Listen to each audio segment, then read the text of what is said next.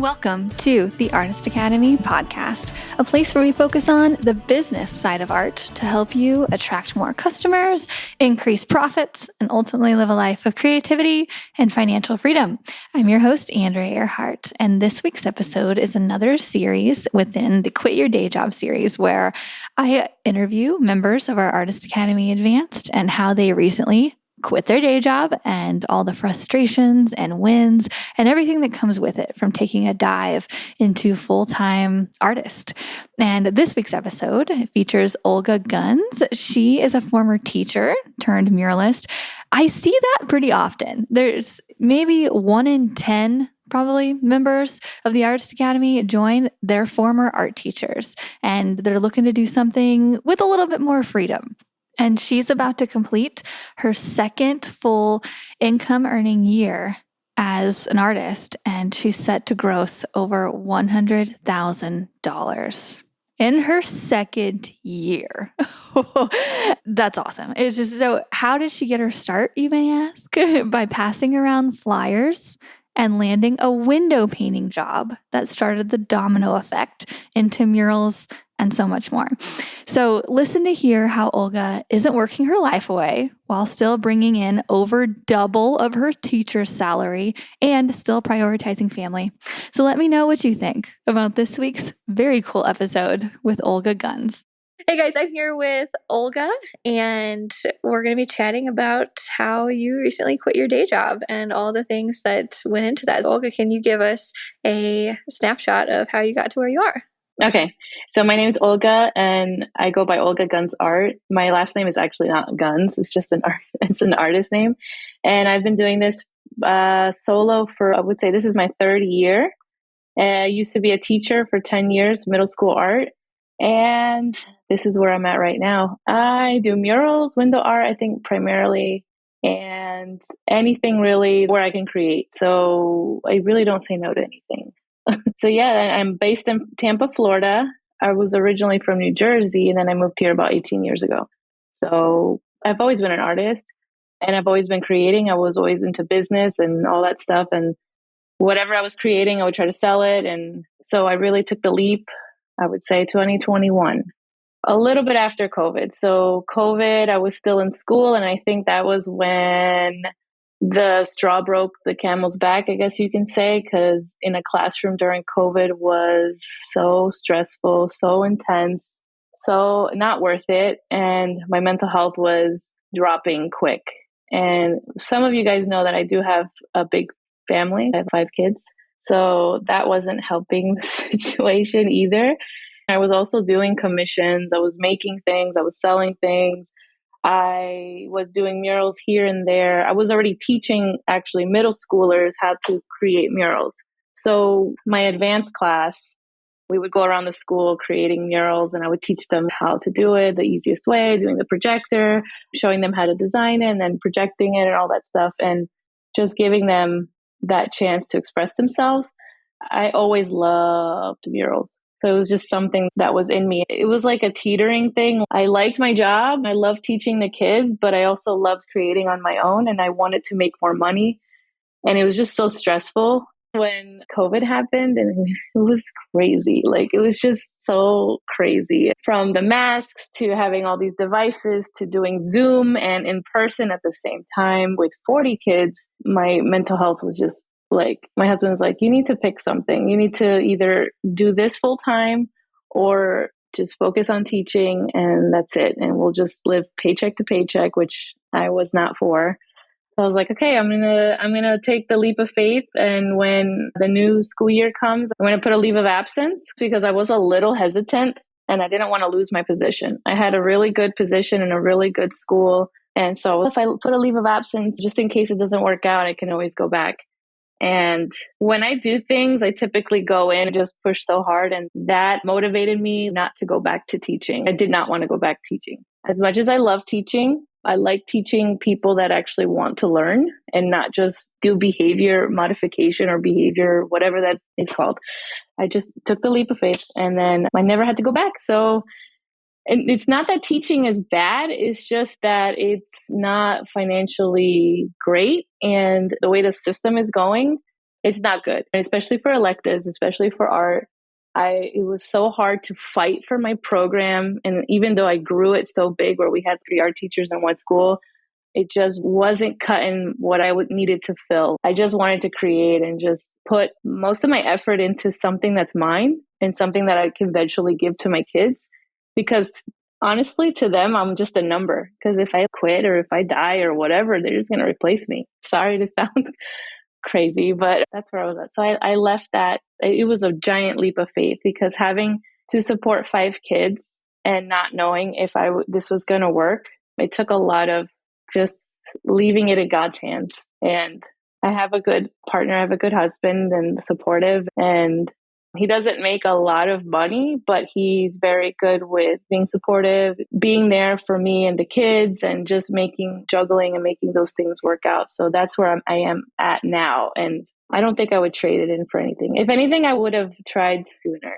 I think I would have done this sooner. I would probably tell my younger self, my 20-year-old self, do this. You have nothing holding you back. Just do it. But I know everything happens for a reason. And I needed that motivation to go and do this. It was like I was on the edge and I just was like, I don't want to go, I don't want to go. And then something just pushed me off and said, you're going to do it. And just let's see what happens. Wow. Yeah. And 5 kids at home. I'm sure that was a weight on, okay, here we go. Mama's going to make it happen. But you did. You're making it. Yeah. Yeah. And it's cool because my kids see that and they see, oh yeah, she has her own business. She has her own thing and it's all about art. And people don't believe the kids that when they say, oh, what does your mom do? She's an artist. No, what? That's like a dream job. Kids don't hear that. Yeah. Yeah, for sure. Yeah. I went to pick up my son at daycare yesterday and they see paint all over my clothes, right? And they were like, so what do you paint exactly? I was like, oh no, it's like a job. I get paid. And they're like, oh, It's okay, real. great. It's real. Yeah, I'm not just dropping them off to go play. So how many jobs did you have lined up whenever you decided to quit? I didn't have any. I didn't have any jobs lined up. I made a flyer.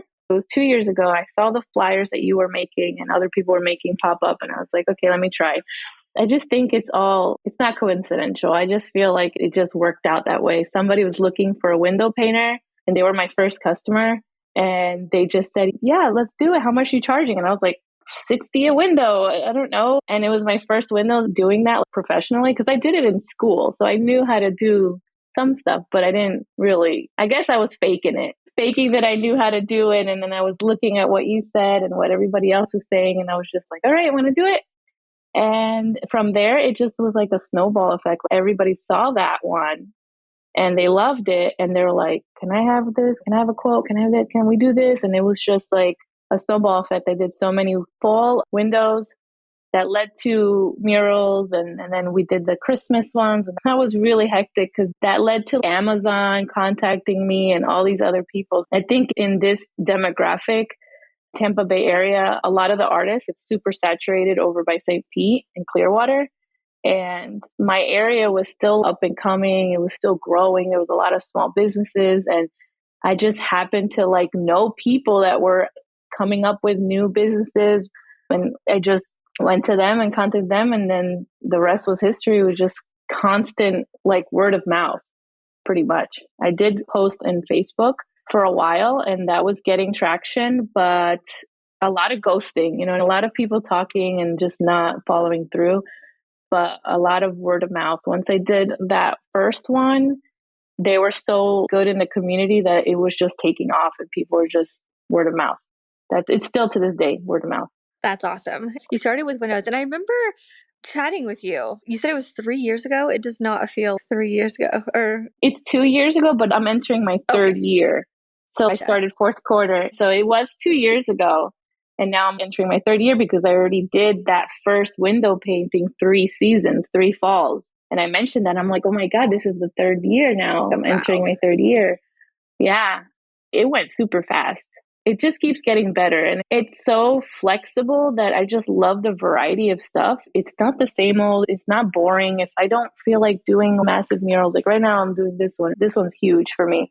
It's like a whole pediatric place. And I just like the versatility. If I need to have something very minimal, like just window painting for a week so that I can be home with the kids for something or they have an event or whatever, I love that versatility. I love that flexibility, and it doesn't get boring. And if I have an influx of windows, obviously I have probably less murals or less commissions, but then sometimes that switches and it's really fun. I love that. And my clients, they just keep coming back, even for any little thing like chalkboards or murals, or they need an update or whatever. It's like a constant need. And I like that. So I have a good support system too. So that helps. Yeah, so I remember talking to you now 2 years ago and suggesting windows and whatnot. And you are the success story that I think about when I tell this to people. And because some people, artists, they go out and they pass around a flyer to 20 people and they get 20 no's. And I'm like, I promise this works. Just keep going, because all you need is one. And you're a perfect example of that. All you need is that one well-connected person who's ready and willing and wanting and happy to pay you. And then you get connected with Amazon. So you're my success story that I just want to shout to the whole podcast sphere of it does work. Sometimes it takes a little bit longer, but it does. And now 2 years later, you're doing a giant mural in a pediatric center, but it started with windows. And I think that's just so great. And I remember back in the day, I remember getting on a call with you and you started to get windows, and then you got so busy so fast, you had to hire somebody out of the gate, right? Yeah. Yeah, I've hired a few here and there, obviously not super long term, but per job. So, Yeah. like for Amazon, I would hire a few of my friends to come and help, even if they weren't familiar with the technique. They would just fill in the colors with my guidance. I was so used to that already from teaching kids that it was like it just flowed. I could be like, hey, do this and that and this and that and whatever. And that takes a little bit like to get familiar on how to price things, like how to pay someone enough where it's fair for them and fair for me, where I'm not losing out on all the time that I'm putting in and designing and stuff. So that I'm still figuring out, but I feel as I go, I meet a lot of different people that are interested or they want to try it out. Like I have my helper here where she's an artist, but she doesn't really do murals, but now she's learning with me and she comes with me for jobs that I need extra hand. And it just, people are willing to learn and to work. I love what you started, the whole community over competition, because it gets crazy out there. It gets really competitive. And I really don't like that stuff. I don't like that negativity, that negative vibe. You know what I mean? Like you said, there's more than enough jobs for everybody, and everybody does things so differently that everybody can do their part. You know what I mean? So I don't do well with the whole nasty competition. I like to collaborate. I like community and stuff. So if I see a new artist coming up and they're interested and they're asking me questions, of course I'll give them all the answers and I'll tell them, hey, maybe come with me and then you can help me do this or whatever. And I could maybe help you start up something that you like doing or in your area or whatever. No dirt. I don't know. I don't like the dirty way of competing. I don't know if that makes sense, but I know that happens a lot in St. Pete. Plus, I'm like, I don't even go over there because it's so oversaturated and there's amazing artists over there that I'm just like, I have a good thing over here and I'm just going to keep this flow. You know what I mean? For sure. And I think that bad competition vibe definitely comes from the scarcity mindset. I just had a conversation yesterday with an artist, and she was like, I don't want to come on the podcast and tell people how I do my business because then competitors are going to hear it. And I was like, no, that's nobody can do it the way you do it. I share everything. And that's good karma for you because you're putting so much good out there that it's going to come back to you. If it's karma or whatever people believe, I feel like you being like that and sharing, it's going to come back to you in a good way, like tenfold. So I don't mind sharing either. You can tell though when someone's trying to find out every technique and use it against you, but for the most part, it's not like that. When I agree with you, it's not like they invented the wheel. They invented it. Everybody's doing it. Other people are coming up with their own ways, and even if you show them your technique, they're going to figure out their own way to do it because it's never going to be the same, technically. Yeah, it's not that serious. It's not that serious to get crazy. Yeah. I agree with you. We obviously know we love to talk about numbers and money and all the things on the podcast and in the group. Can I ask what you made as a teacher? You don't have to give me the exact figure. Tell you. Okay, great. And then It's public information. Okay. And then how much you made Public this year. So information. like So teacher salary, and then first year as an artist, and then second year as an artist? Okay, so teacher was about, when I left, was 45,000, as I just have a bachelor's. I know Ashley that you interviewed, she has her master's, so she was a little bit more. 45, I was at like 45 because I was teaching 9 years at that time. So 45. And then with all the taxes, I would see like maybe 35 grand a year. That's insane. That's crazy. I don't even know how I survived. So I think it was all the side hustle stuff that I was doing that made ends meet. And then my first year, you're going to probably hate me because I just did my first year taxes for 2020 and I'm still waiting on it because IRS is crazy. I think I made a little bit over 60 grand. Wow, So your first yeah, year? yeah, Wow. Usually I meet people and it's 20 or 30. Or yeah, wow, 60 your yeah, first year. Whew. yeah. That was a crazy fourth quarter. That was insane. It was insane how, Was it because you had window painting clients set up from the year yeah, prior? it was Amazon. It was mostly Amazon that broke that. I think it was December, November. I got to look at my chart. I had made a goal to make 10 grand and I did 15 because of Amazon because they're crazy. They wanted like everything Christmas and I'm like, okay, we got it. That's so exciting. Awesome. And then what's your projection for the end of the year if you had to guess for this year? Oh, I'm so bad with that. That's another thing. I listened to your podcast about the virtual assistant and I'm on that right now. Like I'm finding somebody to help me with that because I need to keep up with my bookkeeping so that I can see the numbers. Really? So I use QuickBooks and you use QuickBooks Self-Employed. I think it's just a yearly fee and it's so great because it connects to your credit card and so you can sort everything and then it also connects to your bank and you can just tell it. And the first year you have to assign things, but then after that it just automatically does it. And it's so I can just go on QuickBooks right now Do that. and see what I've made for the year and what I've spent. Yeah. I think because this summer I took a little bit like a break because the kids were off and the summer camps were too crazy of a price. So I was like, we're staying home. And I just picked up jobs here and there or worked at night. But I would say like close, I would say over 100 because there's no way. There's no way it would be less because I've worked so much more and so much bigger clients. Especially once school started, it was like I started running and now I'm like sprinting. So that's how I feel like, and I feel like by December it should keep going because I remember you said something too that, or even Whitney Hayden, that January is a little slower, and I was like hoping, yeah, let me slow down a little bit. No, it just kept picking up. Everybody wanted murals and right away. So I Oh would my say, God. yeah, it would be close. I would say 100. And I know Wow. there's expenses and all that. You're Yeah. headed into your third year and you've already made 100 grand for wow. Congrats. That's it. You're gonna be part of our 100K club. I'm gonna do that Let's again see. starting in January. And oh my gosh, I had no idea. This is so great. Oh my God. How fun. How cool is Yeah. that for you mentioned that you stayed home with your kids a lot this summer and still, even still with that, you're gonna make. So it's if people take up teaching jobs so that they can have summers off. You didn't completely have, even though that's not how it is for sure, like summer school and all the Yeah. things. But now you're a full time artist. You get a very flexible summer and to not work all summer. And you're still making 100 grand and doing something way more fun. Yeah, that's the thing. Like people don't realize because I'm so restricted too with time. My schedule, I don't work 12-hour shifts.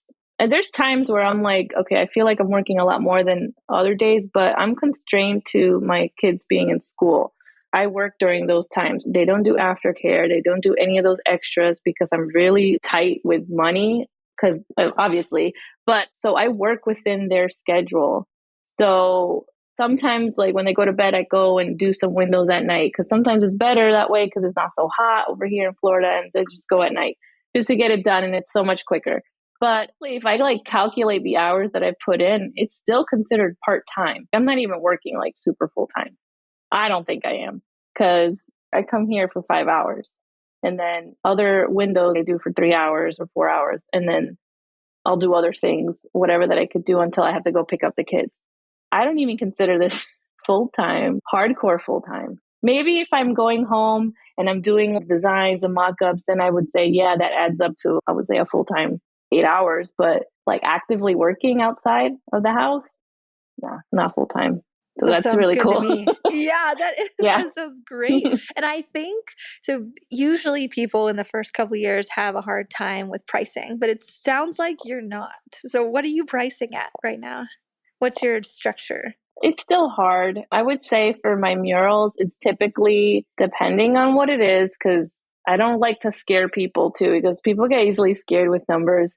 But I range from 10 per square feet to 25. So I tell people there's this gap because I don't know what you really want. Do you want full blown and more detail or a bigger wall or whatever? Or do you want a simple, tiny logo that's super simple but you want it big? It just depends. Or I think where I get people is where I tell them, like, do you have a budget? Tell me your budget, because this is how much it could go for, but we could do something for this much. And if you are willing to, I can cut a little bit off, or I can make things more simpler and then it'll fit in your range, because I don't like to cut anybody off or say no to anybody because it's not affordable to them. I'm like, let's make this affordable. I think everyone deserves to have something in their home or their business, even if it's not full blown expensive. So I've kept that really good with a lot of my consistent clients that are repeated all the time, because I feel if they, like, I do for them, they do for me, and it comes back and forth. And I really keep good relationships with all my clients. I promote them. I do, like, I tell them too, like, hey, with this amount, I can keep promoting you and telling people to come to your place or come eat and drink your coffee or whatever. And I don't know, it just seems to work. So I would say on the lower end, it would be 10 to 15 per square foot, depending for murals. It has to be like super simple. And then the higher end, 20 to 25. Windows, price based on what I see or what they want. If they're really demanding and they want very specific things, it goes on the higher end, like 5 to 10 per square feet for windows. But if they just, hey, do whatever you want, I'm like, all right, this is what I could do. And it's going to take me 2 hours. And then I made $300, $400 in 2 hours. So yeah, it's fast money to me because it's so fun and It easy. And I is. don't even use a lot of paint. People think you use a lot of paint. And I just recently learned how to do the reverse painting. So I'm like, oh, I'm going to use this to promote more hospitals and stuff like that have that see-through glass, because that's going to be fun. That's going to be interesting. That's going to make a lot of money. So it was hard in the beginning. It was really hard to figure out what am I worth? What's my value? And don't get me wrong, there's some people that just say, you know what, never mind. Like, you're too expensive. And it's like, all right, you want something dirt cheap. That's not going to happen. So I strongly believe that every artist should get paid at least something for whatever it is that they're doing, whether it's not exposure. I don't know. I just feel like if every artist gets something, or it puts our value a little bit higher as an industry. So like that whole exposure thing could only work for a little bit, but after a while it just devalues our industry. And it's, this person will do it for $50. It's, no, we're worth more. Trust me, we're worth more. And there's a lot that goes into it. I still struggle with the pricing, but I think I'm getting there. I'm getting more confident and I'm getting more better with negotiating certain things and explaining to them why something would be this much, why window art is like a marketing tactic, why murals would stand out in your social media and all that stuff. And I thank you guys, your group, your community for that. And along with my previous jobs, because teaching is customer service. I don't care what anybody says. It's all, it's like customer service with the parents, with the admin, with the kids.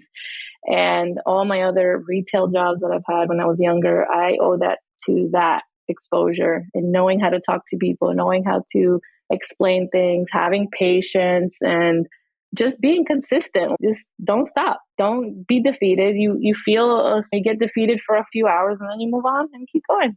You're better than that.